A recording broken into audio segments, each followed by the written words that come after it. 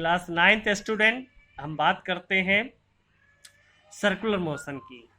तो circular track में जो भी बॉडी या ऑब्जेक्ट मूव करेगी वो सर्कुलर ट्रैक में मूव करेगी, तो सर्कुलर मोशन आ गया। थोड़ा उसी के विषय में कल हम बात कर रहे थे, वीडियो बड़ा हो रहा था तो उसको वहीं से रोका गया था।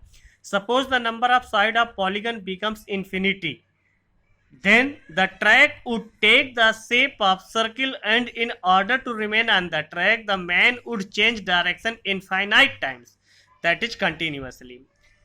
Thus the man would move along the circular track with constant speed, but with continuous change in his direction, as the uniform motion along a circle an example where speed remains constant but direction of velocity continuously change, hence it is an accelerated motion. तो इसके विषय में कल हमने इस figure को बताया था, उसके पीछे भी बताया था। तो सर्कल मोशन में फाइंड करने के लिए क्या क्या कंडीशन थी ये हो गई। आते हैं थोड़ा सा एक ऐसा एग्जांपल लेते हैं जो आपके दिमाग में एक बार में ही सेट हो जाए। जब आप छोटे रहे होंगे, आज तो क्लास 9th में हो, अभी भी छोटे हो, मैं और छोटे होने की बात कर रहा हूँ, जब आप 5, 6, 7 में पढ़ रहे होंगे, अगर आपने कभी स्टोन किसी रस्सी में बांधा हो और उसे गोल गोल घुमाया हो, तो हाथ से दिखा रहा है एक व्यक्ति है, बच्चा है, जो भी है, वो रस्सी से एक स्टोन बांधे और ऐसे ऐसे राउंड राउंड घुमा रहा है, तो जो वो पाथ जनरेट होगा, ध्यान देना, उस स्टोन के द्वारा, ये रस्सी को बड़ा नहीं करना है, फिक्स रखना है और गोल गोल घुमा रहा है, जो पाथ जनरेट होगा वो एक सर्किल जनरेट कर देगा। तो ये चीजें आपने बचपन में या किसी एक उम्र में आपने किया होगा, नहीं किया है तो अब प्रैक्टिस मत करना। अदरवाइज अगर स्टोन छूट गया, किसी और को लग गया तो चोट लग जाएगी, आपकी पकड़ गड़बड़ा गई, आपको ही लग गया तो आपको चोट लग जाएगी। तो सिर्फ समझाने के लिए था। तो एक्टिविटी है, take a piece of thread and tie a small piece of stone at one of its ends, move the stone to describe a circular path with constant speed by holding the thread of other end. कहानी समझ में आ गई होगी। ये व्यक्ति खड़ा है, खड़ा होने के अपने हाथ में रस्सी से एक स्टोन बांधे और उसे गोल गोल घुमा रहा है। A stone describing a circular path with a velocity of constant magnitude.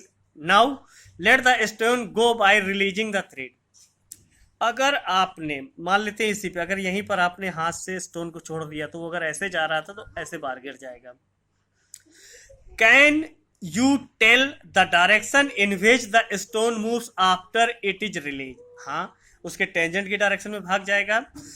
Bye repeating the activity for a few times and releasing the stone at different position of the circular path,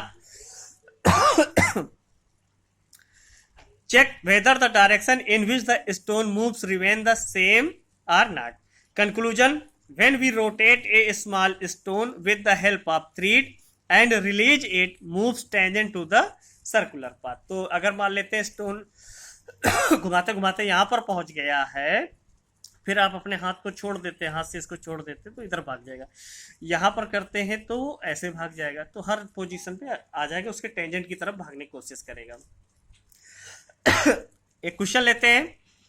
N artificial satellite is moving in a circular orbit of radius 42,600 kilometre, calculate its linear velocity if it takes 24 hours to revolve around the earth.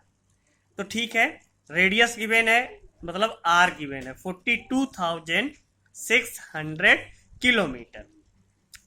Time given है, time जो है 24 hour है, तो velocity is equal to distance upon time. ध्यान देना बेटा, वही है फार्मूला।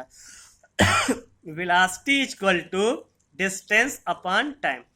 अब वो अगर सर्कुलर पाथ में घूम रहा है, सर्कुलर पाथ में मूव कर रहा है, तो वो एक राउंड कंप्लीट करने में कितना घूम जाएगा, तो वो डिस्टेंस हो जाएगी। तो यही को देख लो, अगर यहाँ से ये स्टोन ऐसे ऐसे जा करके फिर यहीं पर 1 राउंड कंप्लीट करेगा तो कितना घूम जाएगा वो, 2 पाई आर।